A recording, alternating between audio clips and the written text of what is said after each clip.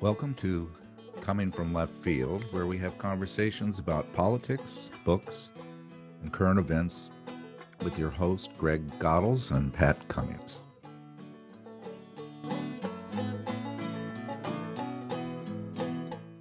In 2003, Private First Class Jessica Lynch was injured when her Humvee flipped, breaking her leg and resulting in her capture by Iraqi forces, who took her to a hospital for treatment. Her location was discovered, and after a delay so the camera crews were able to film the operation, Green Berets, Army Rangers, Special Operation Airborne, and Delta Force launched a daring nighttime raid on the hospital, rescuing Lynch.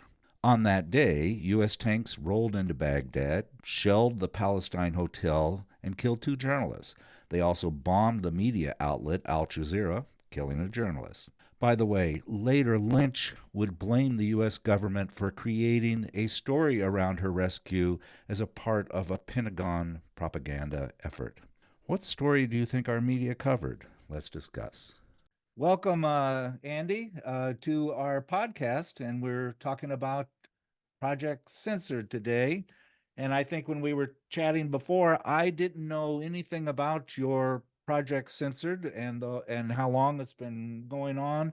I mentioned that said let's do this podcast to Greg, and he was not only familiar with it, but apparently Michael Permerenti submitted one of his stories to Project Censored years ago.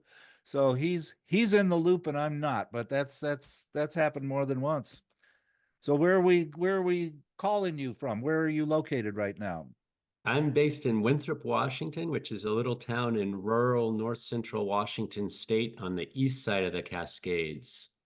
My sister lives in Winthrop, Washington. No, she lives in Twisp, Twist, just down the road. and Yeah, I go to that's the a Winthrop. small world. Yeah, I try to go to Winthrop's Blues Festival whenever I can, so I know yeah, Winthrop very, very well.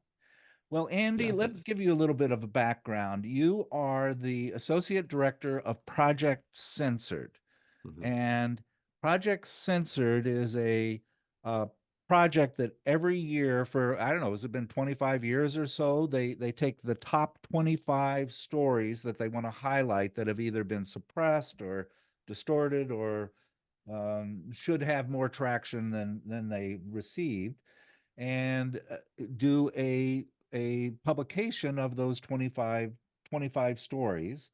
And how long, and you've been running this for what, 12, 13 years? You've been the editor for this? I've been working with the project since around 2006, 2007, and I've been the associate director of the project since about 2012. And the project was actually founded way back in 1976. So we're closing in on 50 years, Oh a my golden gosh. anniversary.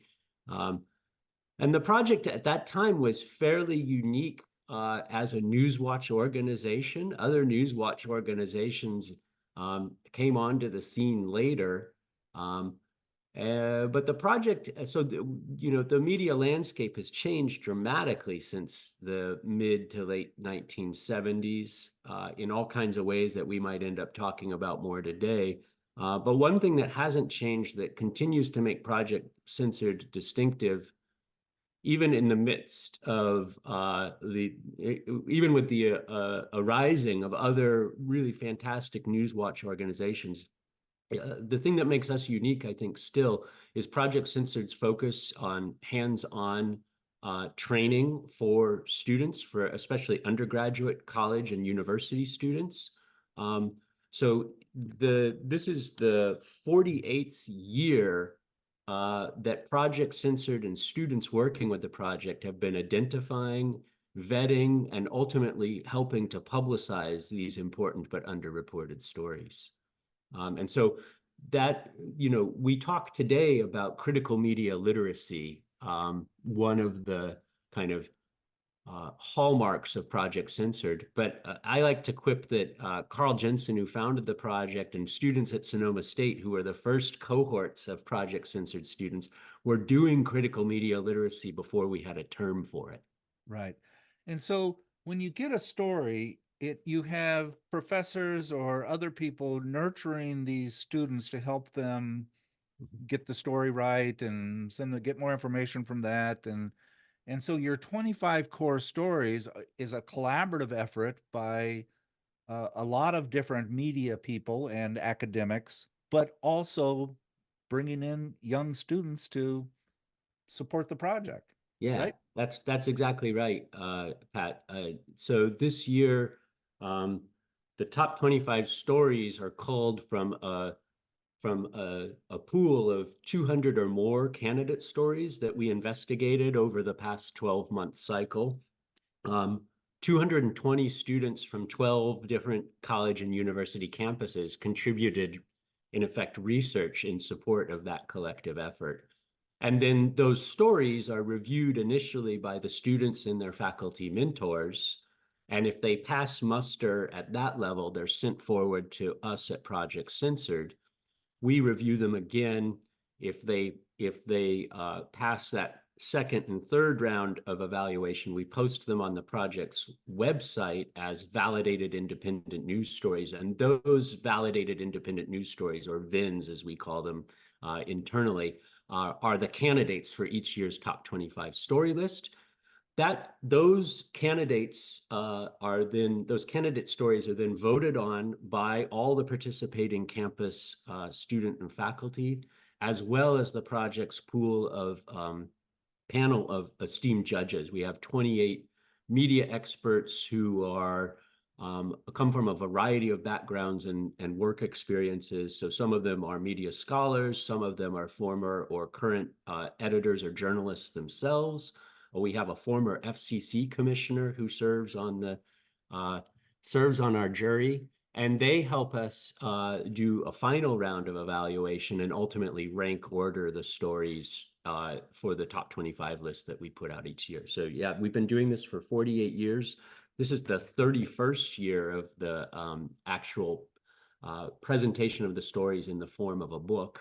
The book is more than the top 25 story list. That's one chapter Right. in a 6-chapter book, but that's kind of the crown gem of the annual yearbook. And your website's just fantastic. I mean, you have all of these resources for students and for teachers. You have all of your stories are listed, that archive of all of your stories. Oh my gosh, whoever does your website does a great job with it. Well, And give a shout out to our longtime webmaster, a former Project Censored student himself, Adam Armstrong, mhm. who's been with the project even longer than I have, often behind the scenes, keeping our website going. And also Kate Horgan, a recent Project Censored alum who has joined our staff and is helping Adam with website design and social media. So, and they're just two members of a growing team that I feel so honored and encouraged to get to work with.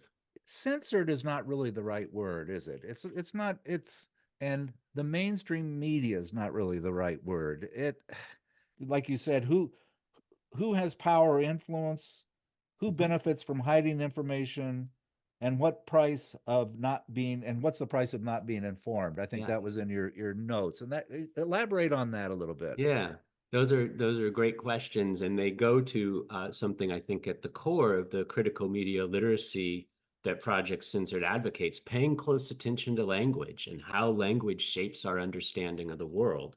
So the project has what we like to think of as a 21st century definition of censorship, but it's actually grounded in the original definition that Carl Jensen, the founder of Project Censored, used when he was defining what the project was about. So Jensen defines censorship as, I'll quote directly here, the suppression of information, whether purposeful or not, by any method, including bias, omission, underreporting, and self-censorship, that any of those that prevent the public from fully understanding or knowing what's happening in society.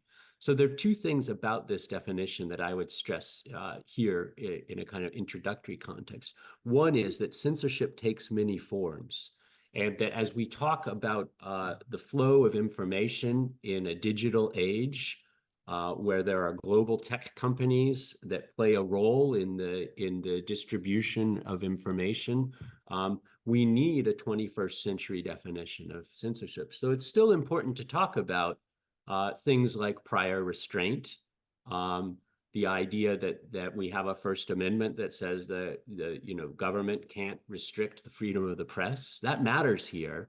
But I think in my experience, both in the classroom and at public events where Project Censored is engaging in the work we do, a lot of people labor under the assumption, a flawed assumption, that because we have a First Amendment, we don't have censorship in the United States.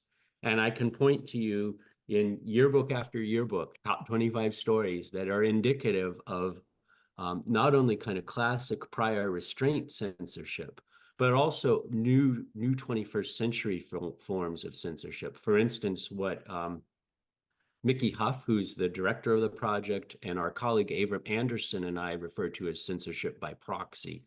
So we need a nimble definition of censorship to address the wide ranges, the wide way that information flows or fails to flow in our society. And that brings me to the kind of the second point of that definition, which is about the consequences of it. A lot of definitions of censorship focus on what censorship is, but not what are the consequences of it. And the definition that Carl Jensen kind of brought to the table when he was establishing the project was the idea that the real key when we talk about censorship in whatever guise it takes is that it prevents the public from fully knowing what's happening in its society.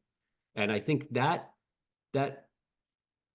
specification of the focus is crucial to the work that Project Censored does, and I think it's crucial to anyone who cares about kind of how news stories are put together and what their consequences are for, say, our politics or our economy or in general, our society.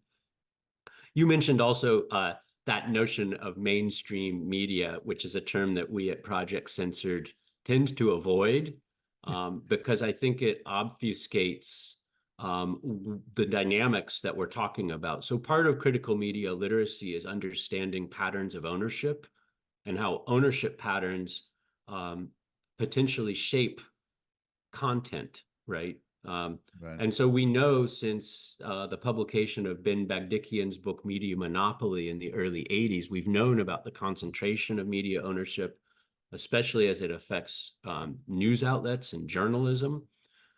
And right now, most of the media that we consume, not just journalism, but as Bagdikian pointed out, across the board, like magazines, movies, television, radio, music recordings, are owned and run by corporate outlets. And so it's important, I think, to not cede the ground of what's mainstream to corporate entities, right? That's an effort on their part to have those two be roughly equivalent.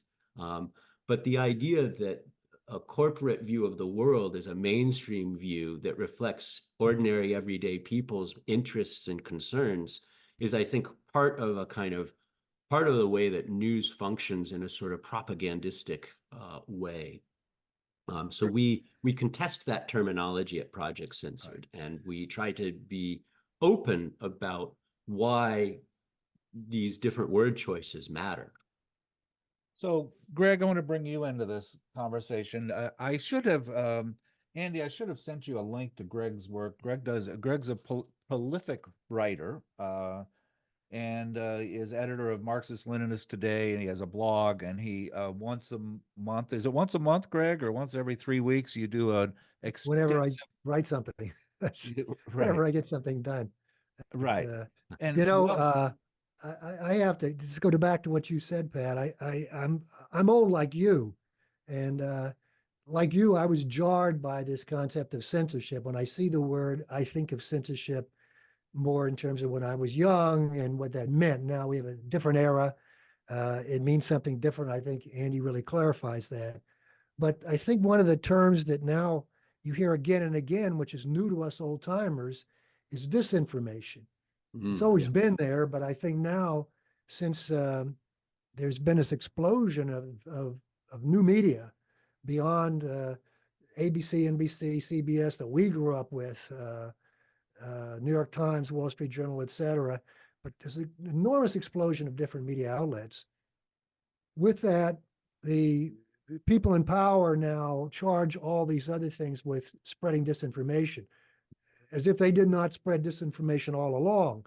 But it's not misinformation so much as disinformation. But it does create a whole host of new issues because they want to control it now, and they're using this concept of disinformation to do that. An example from your book would be Russiagate. I mean, I think it's fair to say that you agree with some other cutting edge critics that Russiagate was essentially disinformation. It was really an attempt to mislead and misdirect attention from a problem. Has that caused issues with Project Censored? This kind of new concept of disinformation? Do you get charged with taking sides? Yeah, of course. I mean, it's interesting how it works in kind of 4-year cycles, Greg, because whatever party is holding political power, the project is probably promoting news coverage that cuts against the grain of those official agendas and explanations of what's happening in the world. And so, we have been accused in the past of being a liberal or a progressive in our political orientation. But a lot of that has to do with who's in power politically at the time. On disinformation and misinformation, it's important, I think, that distinction is relatively new, or maybe it's become more prominent. And I think it's a useful distinction. The idea behind distinguishing between the two is that misinformation might be, imagine I'm transmitting content. Maybe I am mistaken and in error about a matter of fact. Then I would be guilty perhaps of misinforming the public. But if I'm intentionally and willfully misinforming my readers, the public, then that is what we label as disinformation, right? And that's the distinction. It goes to cases where there's evidence of intentionality, which of course is a somewhat murky area. My training and background is in sociology, and questions of intentionality are core to interpretation of social action and not always cut and dry. I'm alert to that. But just one example, perhaps, of how that notion of disinformation is at work. One of our top stories this year is about a study that exposes how electrical utilities used a disinformation campaign to protect themselves and to continue to reap profits in spite of evidence that electric utilities are contributing to the climate crisis. And so this story was reported by journalists for The Atlantic and also for Grist, based on a scientific report published in Environmental Research Letters. And basically they looked at documents from the electric industry from 1968 to 2019, so a span of decades there.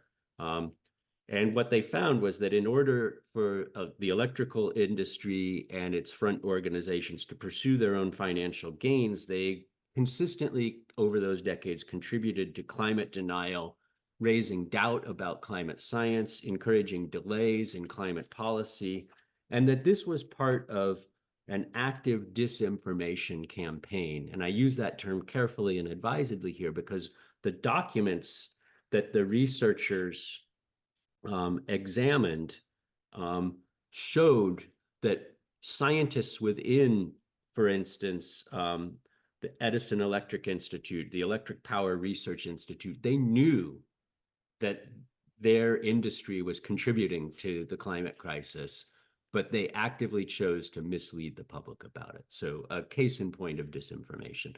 And it's worth noting then that disinformation is something, when we talk about kind of the power of news to shape our understanding of the world, it's not just that government agencies are trying to manipulate the news to promote their agendas and policies. But of course, corporate entities are doing the same. And this is a story that's a case in point of that sort. Yeah, But that's with the the new technologies, that's become more and more focused on or directed towards bots and things like that. So much of the distraction from the reality, like Russiagate, is refocused on bots, as though there's an active disinformation campaign that just overwhelms everything. And it kind of casts a shadow over the alternative media. And I wonder how you think about that. How do you think about, do you think that alternative media has dumbed people down, made them more vulnerable to disinformation? Or in my view, it's done just the opposite. It's broken away from the old corporate media monopoly. But what are your views? What do you Yeah. draw from your research? I think there are 2 points I would make about this, and one is on the, in effect, the supply side of the question, and the other is on the demand side. So on the supply side, I would say, yes, the rise of independent media, alternative media, whatever we choose to call them, facilitated in part by the development of the internet and the increasing access that the internet makes possible, has been, I think, revolutionary, right? I think a free and open internet is as revolutionary as, say, the Gutenberg printing press was in an earlier era, if we're talking about transformation of media and accessibility of information to a general public. But of course, a free and open internet is part of, that's a contested field. It's not guaranteed. We know that there is a lot of, in effect, algorithmic censoring of content online. And one of the things that I've written about in the past is the idea that these big tech companies, so Meta, which owns Facebook, owns and operates Facebook and Instagram and Microsoft and Google, these big tech platforms now play a massive role in the distribution, the circulation of information, right? But they have zero commitment to journalistic ethics. They don't think of themselves as journalistic entities, and they aren't committed to the kind of code of ethics that the Society of Professional Journalists advocates. So to these big platforms, news journalism is just another form of content that profits can be made from. And that's problematic if you care, if you believe that a well-informed public is part and parcel of a robust, sustainable democracy. Because now news journalism is just another commodity, another eye-grabbing, attention-grabbing, content to be circulated. So one of the things that I've advocated in the past, and I think Project Censored tries to alert people to, is the idea of being that media literacy includes algorithmic literacy. Understanding that when you use a search engine to look for information, different search engines will give you different returns of information because they rely on different algorithms. We don't have access to those algorithms. They are considered proprietary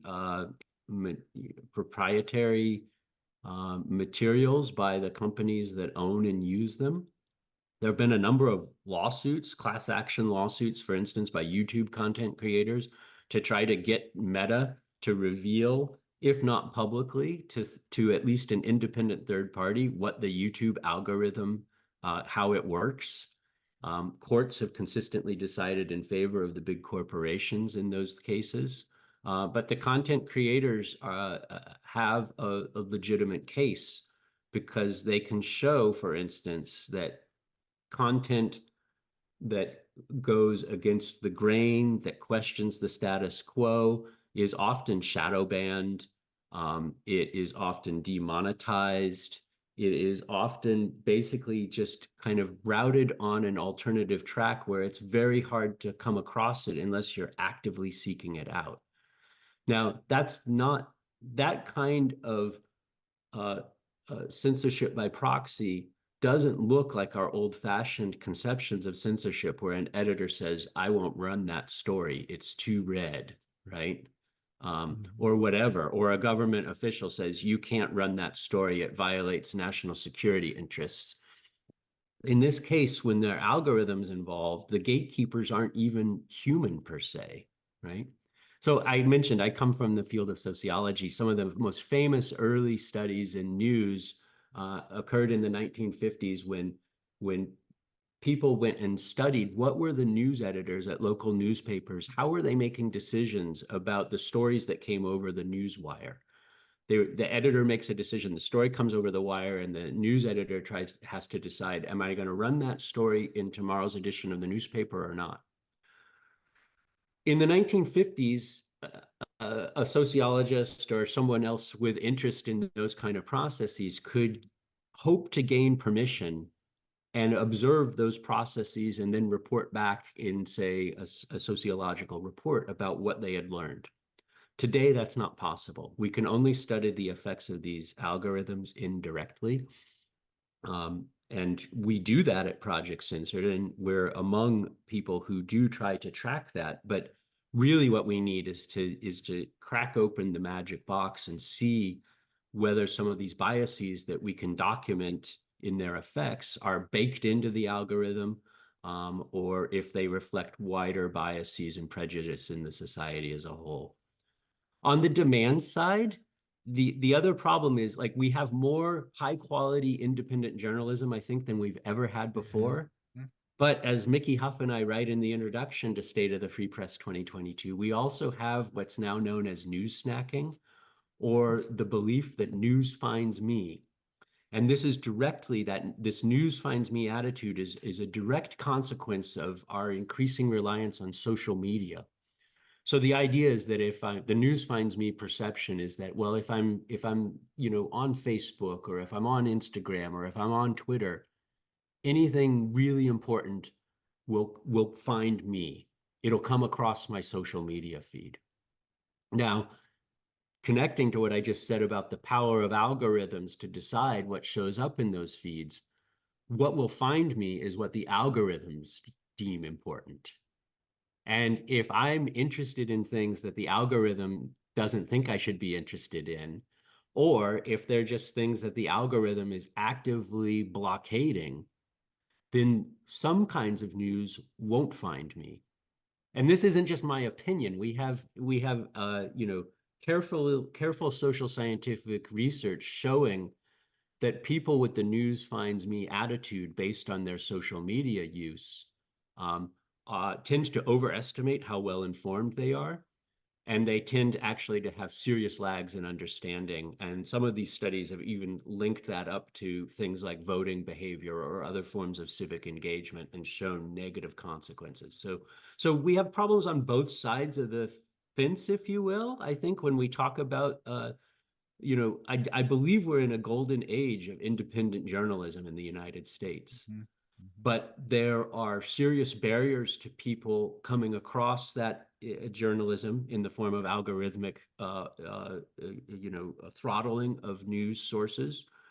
And then there's a serious problem on that demand side of people are distracted and they're scrolling through stuff when they're waiting in line at the market to pay for their groceries.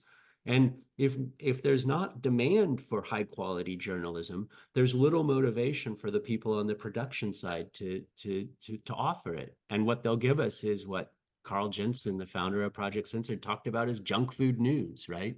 The latest trends, celebrity scandals, stuff that may, like a bag of potato chips, it may be tasty and entertaining while we're doing it, but later we have a stomach ache and we're still hungry. Right? We haven't been nourished as citizens by that kind of news. So yeah, we're a nation of Dunning-Kruger yeah, zombies. Dunning-Kruger nation. Yeah, So I retired 6 years ago, and before I got my media through cable news, MSNBC, a couple of blogs, and Frank, I didn't have time to read a book or two a week. I didn't have time to devote to or to engage with people like Greg and other, have good conversations with people that. And I'm looking at the Russiagate thing, and I remember when the Russiagate was happening, I was convinced that Hillary lost the election because of these horrible people in Russia. I was convinced that there was a server that was interacting with people. It, it not only was it wrong, everyone knew it was wrong. Mhm. The people inside knew it was all a hoax. Mhm. And what's so interesting is when Taibbi started to report on all of this, and he was attacked by the liberals. He was attacked by, Mhm. he wasn't attacked by the crazies. He was attacked by the liberals. And specifically, the one thing that was so interesting was the State Department having all of these bots that they would use in the Middle East when something happened. Obama blew up a hospital, and all of a sudden, all of these bots were coming in, infiltrating the local news. That was run by our State Department, and they Taibbi reported on that. The idea that the suppression of news was controlled by agencies that were set to look at disinformation, but all it was just a way of the powerful controlling what information came to Yeah. people. And we It and you is the can biggest story, Mhm. and you wrote about that. It's a huge story. Yeah. And what do people think about it now? If you were to ask people, they still believe that, the Russians stole everything and Hillary was screwed by these horrible Soviets or whatever they Yeah, called now. right, So right. When in fact, as Project Censored reported, and other independent news outlets also did, like part of that was involved backroom deals in the DNC, right? yes, yes, Um, and so that's not good for our democracy. I feel like some people will say some people will cling to the bad Russians narrative and not look at, say, vulnerable voting systems in the U.S., restriction of voting rights in the U.S. as factors that shape the electoral outcomes as well. Um, but other people will just be cynical, and I think cynical response and say, of course, it's all crooked, right? And there's reason to be cynical, but I think cynicism is a luxury we cannot afford right now, right? Because that's, I think, exactly what conservative forces want is a, a public that is disengaged because they believe the processes are ultimately broken. And news plays a role in that because journalists are, I think, by uh, professional training, if not personal disposition, inclined to look for what doesn't work, right? For what's failing. And so the frame of most news stories is a frame of what went wrong and who's to blame. And one thing we often, a category of news that is, I think, systematically suppressed by the corporate news media is what's known as solutions journalism. It's either suppressed or it's co-opted in a way that makes it less meaningful, less significant. Solutions journalism is something that has been championed here in the United States by Yes Magazine, based over the mountain range in Seattle, over the mountain range from me in Seattle. There's also now the Solutions Journalism Tracker, which is an online resource that people can tap into. And the core idea of solutions journalism is that we can have a robust journalism, a serious journalism that doesn't simply point out what's wrong, but also alerts people to, informs the public about how people are coming together to create solutions to those problems. And as a sociologist, this makes imminent sense to me, right? If we're interested in social change, but we never tell stories of people solving problems, the consequences of that kind of slant in reporting is that people think problems are unsolvable, or people come to believe that they have no role to play in the solution. And so we need solutions journalism. We need to support solutions journalism. And again, I'm not advocating for throwing objectivity completely out the window, but we can talk about standpoint and talk about there is a role in journalism for certain kinds of advocacy that don't violate, say, a code of ethics that says that the journalist's primary job is to seek truth and report it, because it's also an ethical component of journalism to try to minimize harm. right? And to act independently. And so solutions journalism, I think, stories like the extent to which a couple years ago, one of our top 25 stories was about the extent of wildcat strikes across the country, unauthorized non-union workers going on strike in response to the work pressures of not only a capitalist economy, but a capitalist economy in the context of a global pandemic.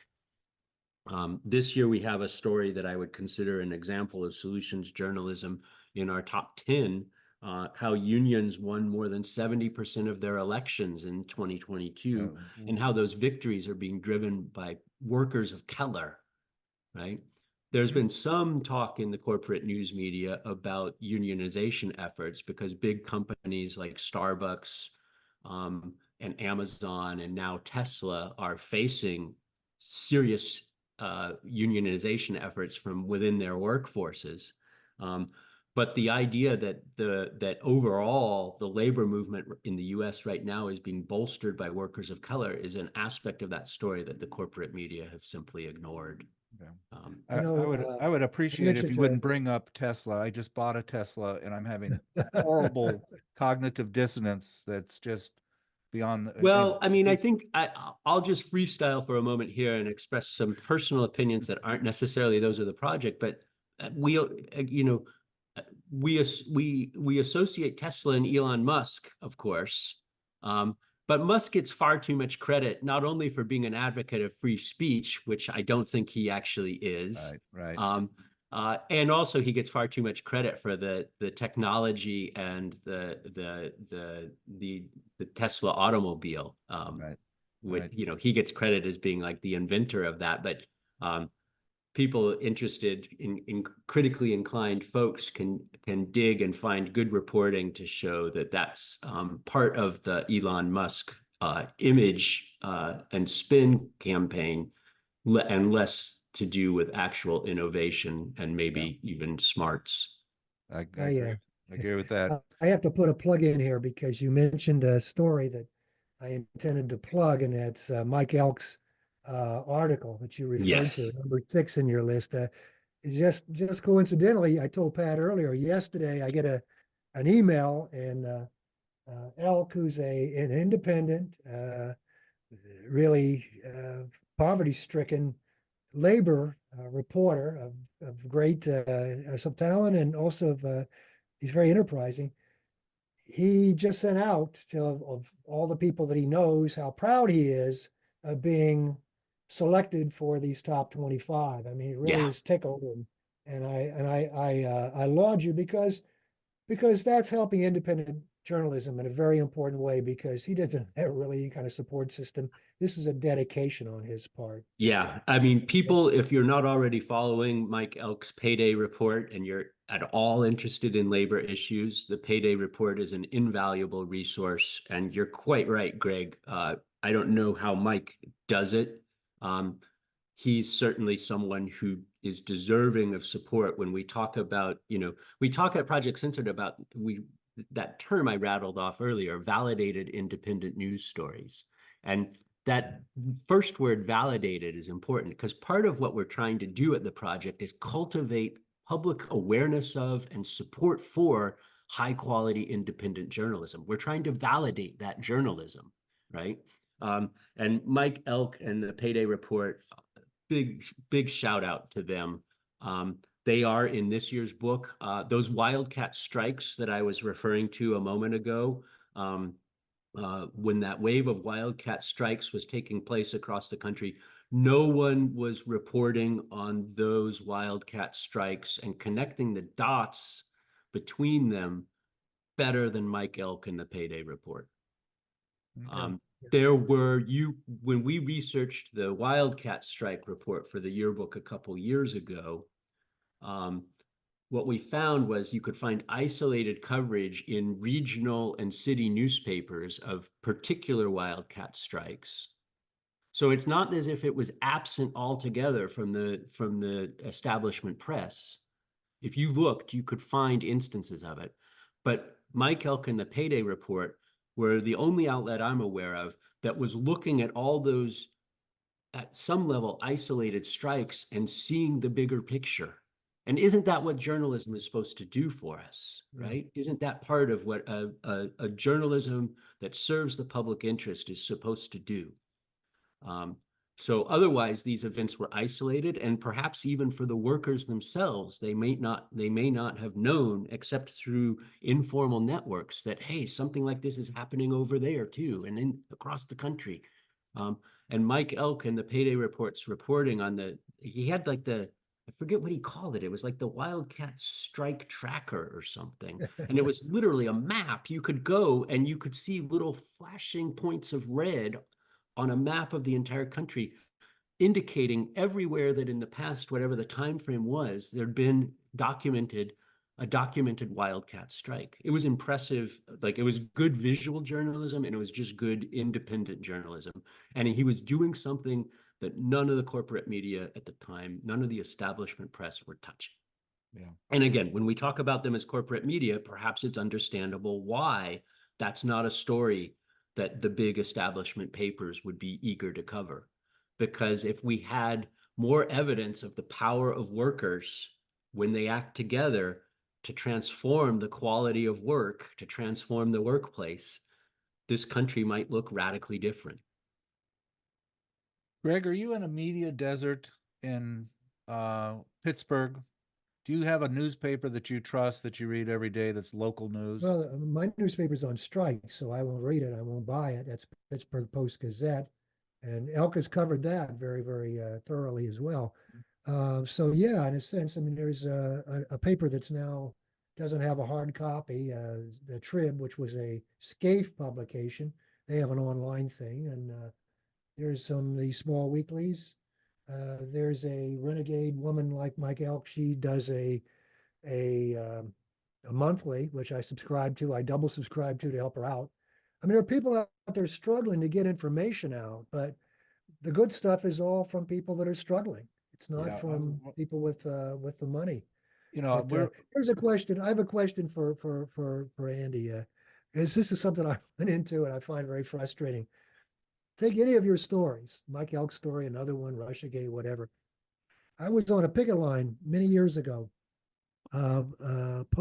picketing the Pittsburgh Press, I think it was then, because they'd written a number of articles about some union employees, about how much money they made, their retirements. I mean, they were just rolling in money and benefits, et cetera, et cetera.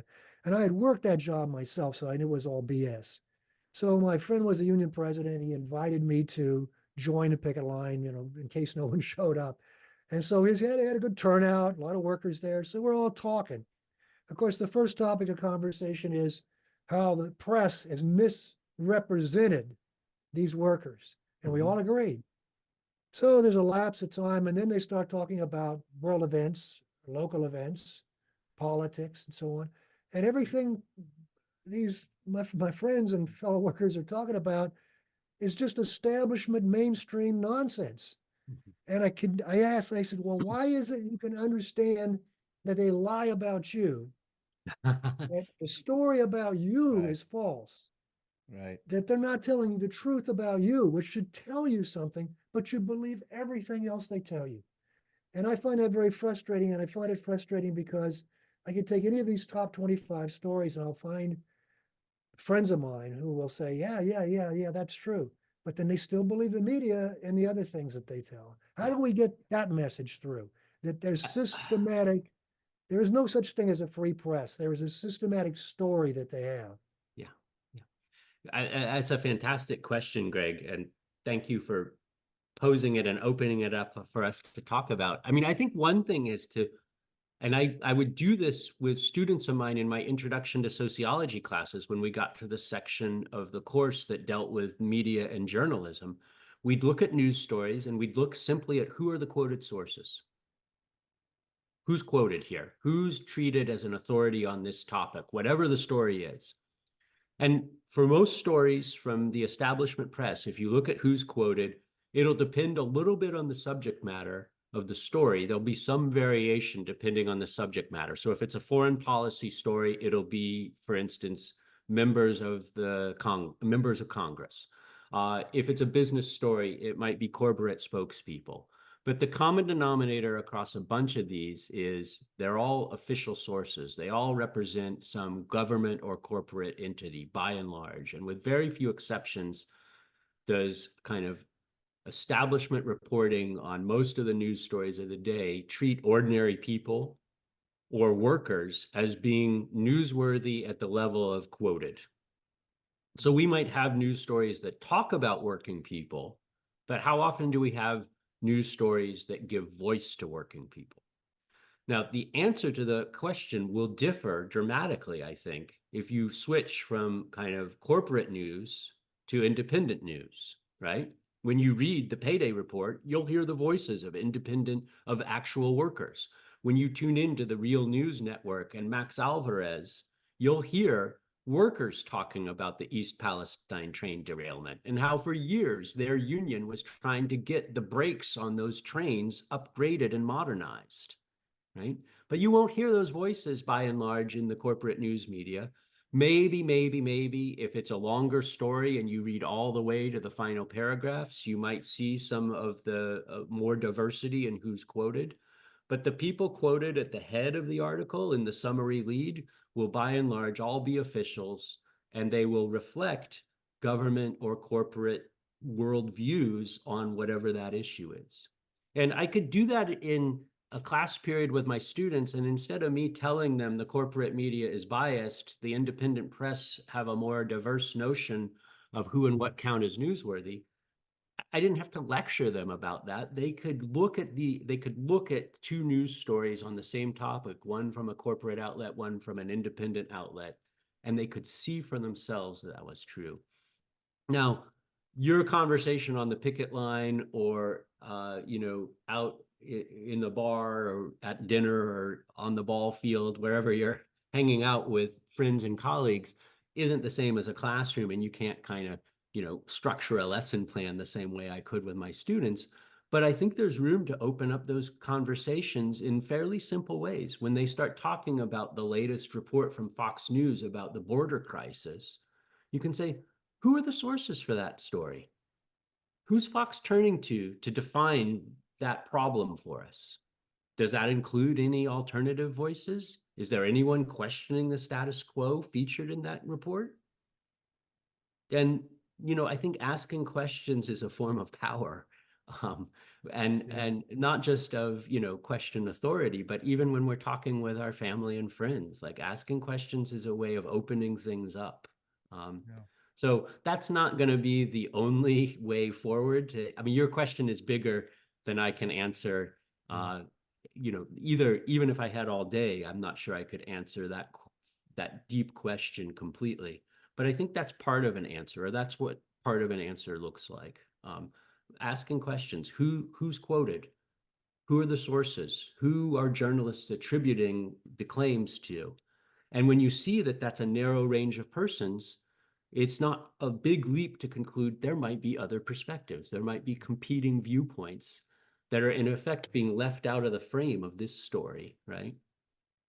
And I think that's a lot of, if we talk about the politics of news, or as Walter Lippmann, the great pioneer of media studies and journalist of the early 20th century, he talked about the news needs to be told. And that's what we're trying to do at Project Censored, right? Get young people and the general public alert to the idea that we can't just accept the news at face value. There's too much at stake for the people producing it, and for us as the people it's being directed at. There's too much at stake for the producers and for us. So we have to not take it at face value. We have to, all my media literacy metaphors, we've got to dig deeper. We've got to dive beneath the surface and see what's the underlying mechanism that's making this story go, right? So, Dr. Roth, sociology professor, I don't know if you were up current with the news today, but it appears that, according to Huffington Post, Florida public schools are now eliminating sociology class at 12 state universities and replacing them with a core class, Survey 1986, which is an American founding history of, Yeah. So it's just one less place for you to go and retire and do adjunct Yeah, professorship I have in a the world of colleague it. who has I'm a contributor to a book that edited by Steve Masick, Robin Anderson, and Nolan Higdon, that is about the global crackdown on press freedoms and freedom of expression generally. Um, and that book will come out from Routledge in the spring later this year. And I know that Steve, the first thing he wants to do when the book is out is try to schedule a series of book events in Florida, Yeah. so that those events will be, picketed, protested, you know, hopefully have the book like banned in Florida or something, right? Yeah, I mean, what can we say about a state where they've taken the dictionary off of the library shelves? I guess, you know, because it has definitions of things like sex and penis and other, Has anybody read the Bible? sexual things, right? Um, yeah, I mean, sociology isn't a unified field. It's diverse like any human enterprise, but the core of sociology, as I understand it, has always been against the grain, right? It's about questioning the status quo, about looking at things that we take for granted or treat as, quote, natural, and seeing how they are the result of human action, and that under different conditions, other outcomes arise. And I think of all the great the founding figures of sociology were all in one way or another asking questions about social order that, if you took them seriously, opened up the idea that whatever the current order is, whether it's as wonderful as we could imagine or whether it's dismal and totalitarian, that those you could change the conditions and the circumstance and the outcome would change. Right. Yeah. One of the things that I thought was interesting is you talk about media deserts. There's a large percentage of not a large percent, 1 out of 5 people in the country have no local paper. And you're on the east side of the mountains, and I have family that lives on the east side of the mountains. When I go over there, it's like I'm in a different world. I'm not. We're not talking from the same basis of facts. And that's what you said in the book, that if you have a media desert, you have this ability to spread disinformation, Mm-hmm. you create polarization, and you get people to hate the media. They don't trust the media. Mm-hmm. Yeah. Um, and they need it more than anybody. Anybody. Well, I mean, I think two parts to your question as I'm hearing it. Pat, I mean, one part is I think you know in terms of, I'll take the easy part first. In terms of news deserts, I would point people to a great resource online. The website is US News Deserts, so all one word, so like United States News and Deserts, US News Deserts. This is a website maintained by the University of North Carolina Hussman School of Journalism and Media. And it's an interactive site. This is why I like it and recommend it. You can go in, it has sections on, do you live in a news desert? Who owns your newspaper? Where have newspapers disappeared? And these are all interactive, so you can punch in where you live and find out, do I live in a news desert? What newspapers? I was somewhat surprised.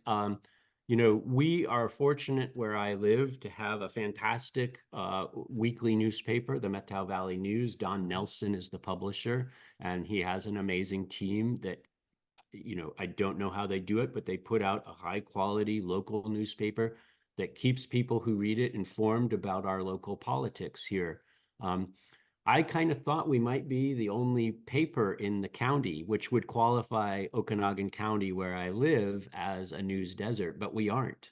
Using the US News Desert website, I was able to find, no, in fact, there's several other newspapers in Okanogan County. We're not a news desert by the formal definitions that are used. That said, our county is by and large a very conservative county.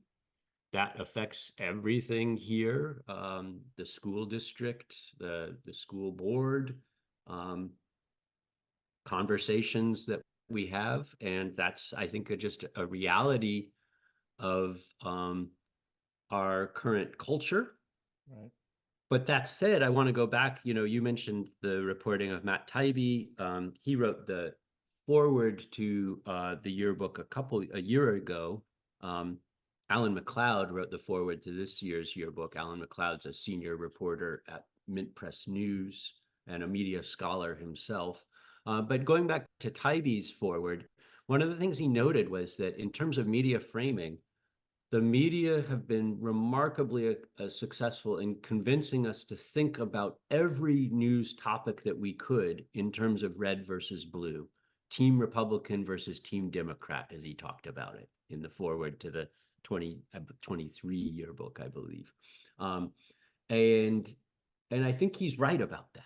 I think that one of the news frames, and this goes back to the question you were asking, Greg, is a moment ago, of how do you get people to engage skeptically or at least critically with news other than about things that they themselves see through the BS, right? And I think another way is to look at the framing and see like how almost, it wouldn't be every story and every topic, but a recurrent, overwhelmingly recurrent frame is like the politics of how will this play for Biden in the upcoming election, right? So we're talking about like genocide in Gaza, and the question is this going to hurt Biden's chances to get reelected? That's a political frame that narrows a human catastrophe with clear moral responsibility to its political consequences for our electoral system. Now, I'm not saying those aren't important, but notice how the framing focuses our attention to think of it in terms of party politics. And I think that's a relentless trope of corporate news media that does a disservice to us as not just as citizens who vote, but as members of our communities, where we need to be able to talk to and have conversations with and find civil ways to disagree with people whose politics are different than our own. Yeah. That's especially true today. I mean, it's really, I'd call it, from a Marxist perspective, I'd call it the primary contradiction when you talk about media, and that is between the tribalism that's imposed upon people. You talked about red and blue.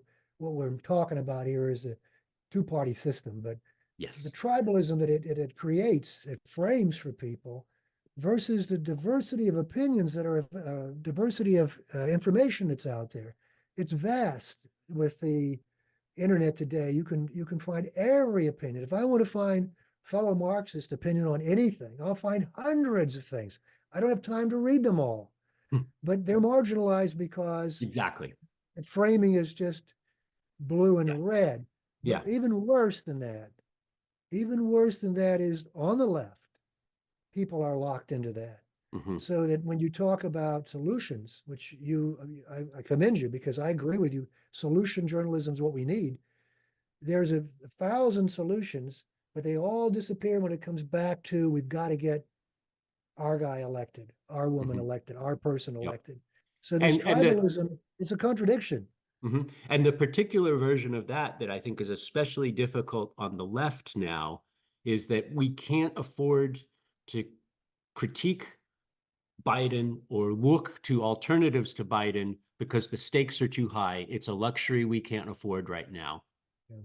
Right. And that's at the very least, we could say that's a dismal reflection of our current politics.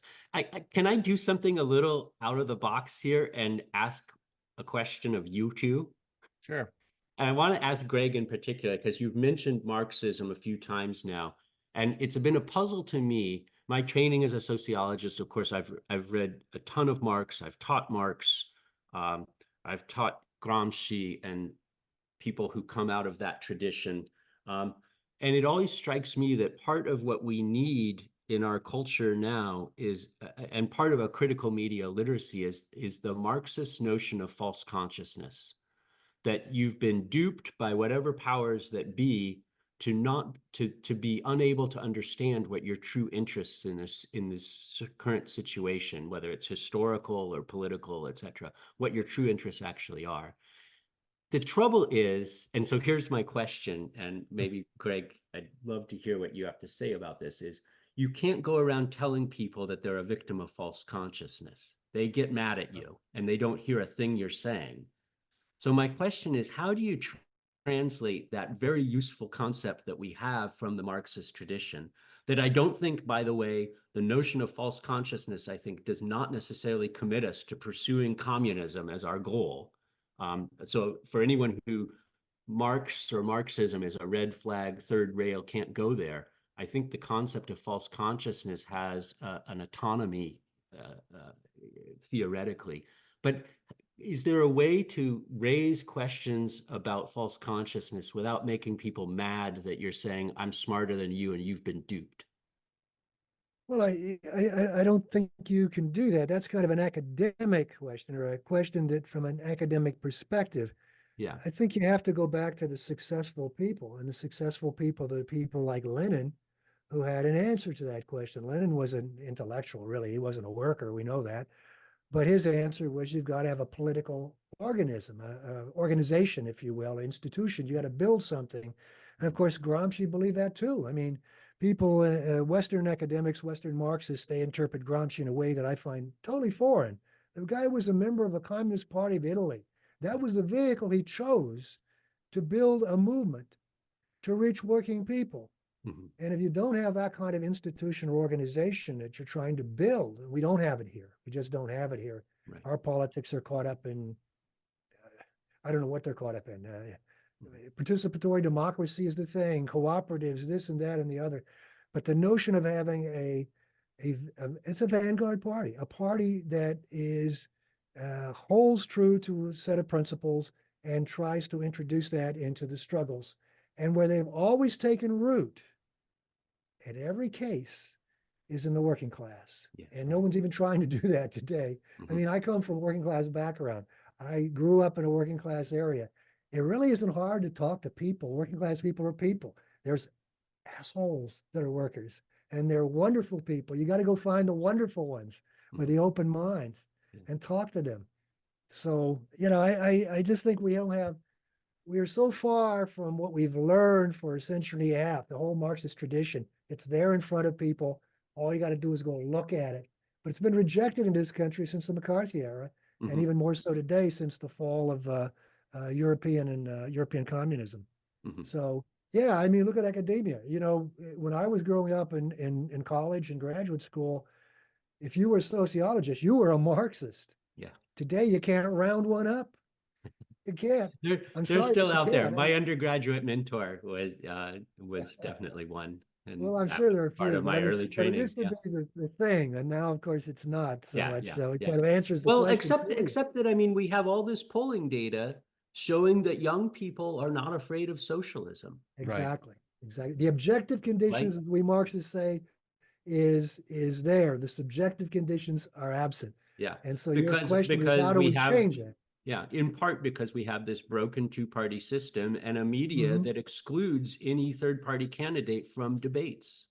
Right? I couldn't answer your question better than that. That is the answer to your question. Essentially, that's what's locked us in. I mean, you can talk to people who profess to be Marxist. In the end, they fall back on the elections. They fall. Look at Noam Chomsky. That's Pat's hero. Mm-hmm. Don't say anything bad about Chomsky. He endorsed Biden. Yeah, Chomsky endorsed Biden. I mean, he's for that. I mean, that's not a successful formula for changing this world. We've got to know a couple of young men that we really like a lot, who formed a podcast called the Midwest Marxists, and Eddie and Carlos. Carlos is completing his PhD in philosophy. Anyway, they're in Southern Illinois, and I don't know if you know, SIU, Southern Illinois, is one of the poorest parts of it's like Appalachia in the. Yeah. And Eddie was talking about going out on the on a strike line with all these people that are just redneck Trump supporters, and they had 90% of what they we're talking about they had agreement, you know, Mhm. but because of the polarization, people can't nurture these movements. We try to get these movements with the Wall Street movement and the AOC and and they're thwarted. You know, they're stopped. They're dangerous because that's going to be where the change comes from, is the movement. So Right, right. yeah. But the blockades, the hurdles, the pitfalls in the way, some of them are constituted through media. So it's Fox, it's Sinclair, it's Newsmax, right? Feeding people this kind of fire hose of, I don't know whether we want to call it disinformation or not, but it's certainly propaganda. It works. And there's hunger for it. And so, yeah, I mean, one of the big questions that I cannot answer, but that the project attempts to at least work on, is how do you get people to consider alternatives, right? Consider alternative news sources, consider alternative political options, et cetera, right? Yeah. And look, we know the whole point of propaganda is to basically appeal to emotion and bypass the critical thinking process, right? And so and by contrast, the whole point of critical media literacy is to say we need to slow down and look deeply here and not take things at their surface appearance or their face value.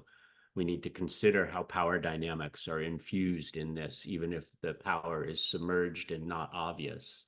And when we do that, you start seeing the world in a new way, in a different way that maybe changes your perspective. And that goes back to your false consensus effect. For years, I taught survey courses at junior college for psychology, general psychology, abnormal, uh, and developmental.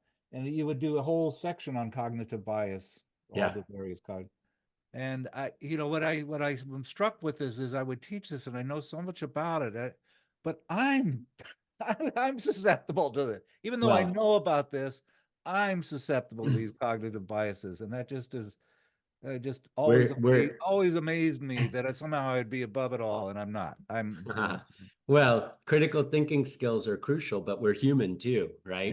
Yeah. And we're passionate and emotional, and it's striking that balance. But yeah, we talk about that in a different book that people have connected with the project put out a year ago. We put out a book called The Media and Me, which is a guide to critical media literacy for young people.